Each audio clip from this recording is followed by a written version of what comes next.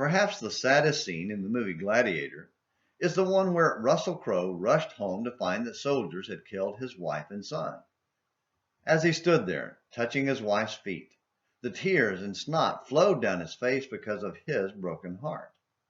However it was done, however he pulled up those emotions, they produced a graphic scene that depicted the reality of a truly heartbroken, sobbing man.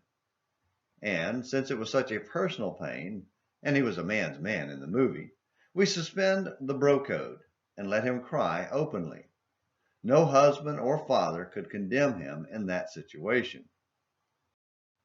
While there's obviously no video of David crying over the death of his son Absalom, we can get a good picture in our mind because the text says the king was deeply moved and went up to the chamber over the gate and wept. 2 Samuel 18, verse 33.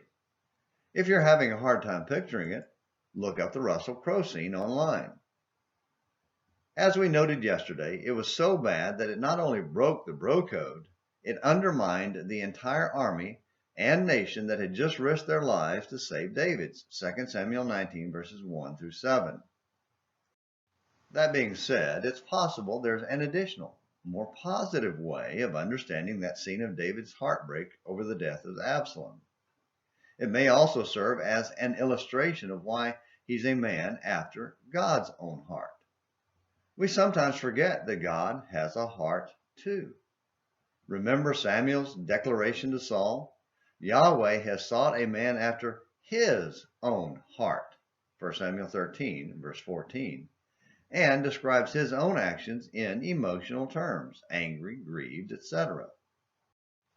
If God gets angry and grieved at the sin we commit, how should we think he felt when Jesus died on the cross? Is it possible that even as he poured out his wrath at our sin, that his heart was breaking as Jesus cried out in anguish? Remember, the sky was darkened for 3 hours, the earth shook, the dead came out of their graves for a short time, and the temple veil tore down the middle from top to bottom.